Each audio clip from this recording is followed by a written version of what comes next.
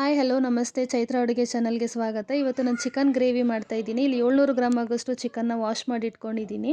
ಇದು ರುಬ್ಬೋದಕ್ಕೆ ಮಸಾಲೆನ ರೆಡಿ ಮಾಡ್ಕೊಂಡಿದ್ದೀನಿ. 2 ಈರುಳ್ಳಿ, ಸ್ವಲ್ಪ ಕೊತ್ತಂಬರಿ ಸೊಪ್ಪು, ಸ್ವಲ್ಪ ಪುದೀನ, 1 ಟೊಮೆಟೊ, 5-6 ಹಸಿಮೆಣ್ಸಿನ್ಕಾಯಿ. ಖಾರ ನೋಡಿಕೊಂಡು ಹಾಕ್ಕೊಳ್ಳಿ. ನಾನಿಲ್ಲಿ ಒಂದು 6 ತೊಗೊಂಡಿದ್ದೀನಿ. ಸ್ವಲ್ಪ ಧನಿಯಾ, 1 ಟೇಬಲ್ ಸ್ಪೂನಷ್ಟು ಸೋಂಪು, ಸ್ವಲ್ಪ ಚಕ್ಕೆ ಮತ್ತು ಲವಂಗ, ಇಷ್ಟು ರುಬ್ಬೋದಕ್ಕೆ. ಇವಾಗ ಒಗ್ಗರಣೆಗೆ ಅರ್ಧ ಟೊಮೆಟೊ, 1 ಈರುಳ್ಳಿ, ಸ್ವಲ್ಪ ಲೆಮೆನ್ನು ಮತ್ತು ಸ್ಪೈಸಸ್ಸು, ಖಾರದ ಪುಡಿ, ಧನಿಯಾ ಪುಡಿ, ಚಿಕನ್ ಮಸಾಲ, ಗರಂ ಮಸಾಲ, ಇಷ್ಟು ಸ್ಪೈಸಸ್ಸು. ಅದಕ್ಕೆ ಕಸ್ತೂರಿ ಮೇಥಿ. ಇವಾಗ ಒಂದು ಕಡಾಯಿ ಇಟ್ಕೊಂಡು ನಾವೇನೇನು ಮಸಾಲೆಗೆ ರೆಡಿ ಮಾಡ್ಕೊಂಡಿದ್ವೋ ಅಷ್ಟನ್ನು ಹಾಕ್ಕೊಂಡು ಫ್ರೈ ಮಾಡ್ಕೊಬೇಕು. ಜಾಸ್ತಿ ಫ್ರೈ ಆಗೋದೇನು ಬೇಡ, ಸ್ವಲ್ಪ ಗೋಲ್ಡನ್ ಬ್ರೌನ್ ಬರೋವರೆಗೂ ಫ್ರೈ ಮಾಡಿಕೊಂಡ್ರೆ ಸಾಕು. ಸ್ವಲ್ಪ ಹಸಿ ವಾಸನೆ ಹೋದರೆ ಚೆನ್ನಾಗಿರುತ್ತೆ. ಇವಾಗ ಟೊಮೊಟೊನ ಆ್ಯಡ್ ಮಾಡ್ಕೊತಾ ಇದ್ದೀನಿ. ತುಂಬಾ ಚೆನ್ನಾಗಿರುತ್ತೆ ಈ ಥರ ಮಸಾಲೆ ರುಬ್ಬಿ ಹಾಕ್ಕೊಳ್ಳೋದ್ರಿಂದ. ಮುದ್ದೆಗೆ, ಅನ್ನಕ್ಕೆ, ಎಲ್ಲದಕ್ಕೂ ಕಾಂಬಿನೇಷನ್ ತುಂಬಾ ಚೆನ್ನಾಗಿರುತ್ತೆ. ಚಪಾತಿ, ಇಡ್ಲಿ, ದೋಸೆ ಎಲ್ಲದಕ್ಕೂ ಕಾಂಬಿನೇಷನ್ ಈ ಗ್ರೇವಿ. ಇವಾಗ ಕೊತ್ತಂಬರಿ ಮತ್ತು ಪುದೀನ ಹಾಕ್ಕೊತಾ ಇದ್ದೀನಿ. ಕಾಯಿ ಬೇಕಂದರೆ ನೀವು ಆ್ಯಡ್ ಮಾಡ್ಕೊಳ್ಳಿ, ನಾನು ಹಾಕ್ಕೊಂಡಿಲ್ಲ ಕಾಯಿ. ಖಾರಕ್ಕೆ ತಕ್ಕಂತೆ ನೋಡಿ ಹಸಿಮೆಣ್ಸಿನ್ಕಾಯಿನ ಹಾಕ್ಕೊಳ್ಳಿ, ಯಾಕಂದರೆ ಖಾರದ ಪುಡಿನೂ ಸೇರಿಸ್ಕೊತೀವಲ್ವ. ಹಸಿಮೆಣ್ಸಿನ್ಕಾಯಿನ ಖಾರಕ್ಕೆ ತಕ್ಕಷ್ಟು ನಾನು 5-6 ಹಾಕ್ಕೊಂಡಿದ್ದೀನಿ. ನಿಮ್ಗೆ ಎಷ್ಟು ಜಾಸ್ತಿ ಖಾರ ತಿಂತೀರ ಅಂದರೆ ಸ್ವಲ್ಪ ಹಾಕ್ಕೊಳ್ರಿ.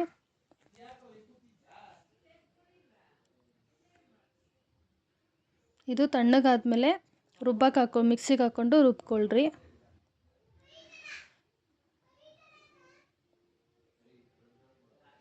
ಇವಾಗ ಇದು ಫ್ರೈ ಆಗಿದೆ. ಇವಾಗ ಮಿಕ್ಸಿಗೆ ಹಾಕ್ಕೊಂಡು ಗ್ರೈಂಡ್ ಮಾಡ್ಕೊತೀನಿ. ಇಲ್ಲಿ ಶುಂಠಿ ಬೆಳ್ಳುಳ್ಳಿನ ಸೇರ್ಸೋದು ಮರ್ತೋಗ್ಬಿಟ್ಟಿದ್ದೆ, ಅದಕ್ಕೇ ಅದನ್ನ ಸೇರಿಸ್ಕೊಂಡು ರುಬ್ಕೊತಾ ಇದ್ದೀನಿ.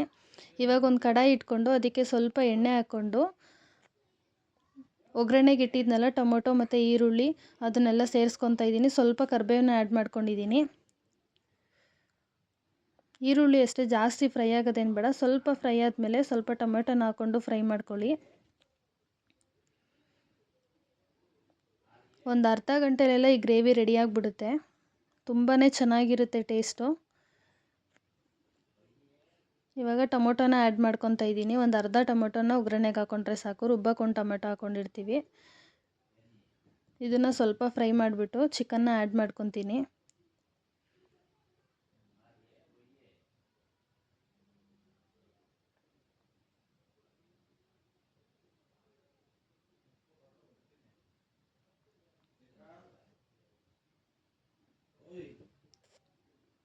ಇಲ್ಲಿ ಚಿಕನ್ನ ಆ್ಯಡ್ ಮಾಡಿಕೊಂಡು ಸ್ವಲ್ಪ ಅರಿಶಿನ ಮತ್ತು ಸ್ವಲ್ಪ ಪೆಪ್ಪರ್ ಪೌಡ್ರ್ ಅಂದರೆ ಕಾಳು ಮೆಣಸಿನ ಪುಡಿನ ಹಾಕ್ಕೊಂಡು ಸ್ವಲ್ಪ ಫ್ರೈ ಮಾಡ್ಕೊಬೇಕು.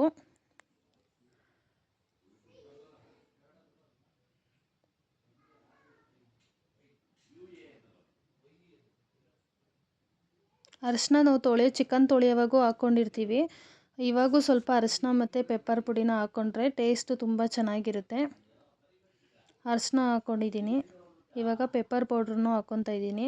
ಹಾಕ್ಕೊಂಡು ಮಿಕ್ಸ್ ಮಾಡ್ಕೊಬೇಕು.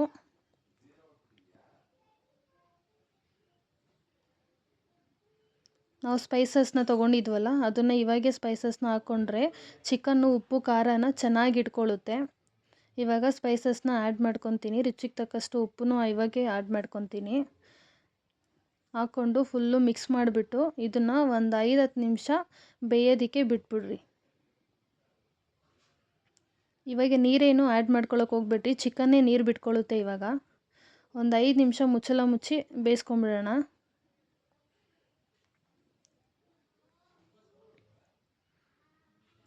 ನೋಡಿ ಇವಾಗ ಚಿಕನ್ನು ಉಪ್ಪು ಖಾರ ಎಲ್ಲ ಚೆನ್ನಾಗಿ ಇಟ್ಕೊಂಡೈತೆ. ಇವಾಗ ನಾವು ರುಬ್ಬಿಟ್ಕೊಂಡಿದ್ವಲ್ಲ ಮಸಾಲೆನ ಆ್ಯಡ್ ಮಾಡ್ಕೊಬೇಕು.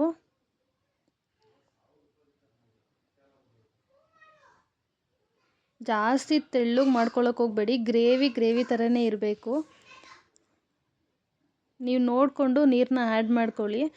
ನಾನು ರುಬ್ಬಿದ್ನಲ್ಲ ಜಾರಿಗೆ ಸ್ವಲ್ಪ ನೀರು ಹಾಕ್ಕೊಂಡು ಆ್ಯಡ್ ಮಾಡ್ಕೊತಾ ಇದ್ದೀನಿ.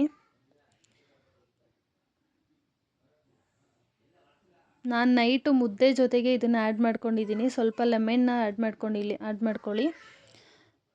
ಇವಾಗ ರೆಡಿಯಾಗಿದೆ ಚಿಕನ್ ಗ್ರೇವಿ. ಯಾರಿಗೆಲ್ಲ ಇಷ್ಟ ಒಂದು ಲೈಕ್ ಮಾಡಿ, ಶೇರ್ ಮಾಡಿ, ಸಬ್ಸ್ಕ್ರೈಬ್ ಮಾಡಿ.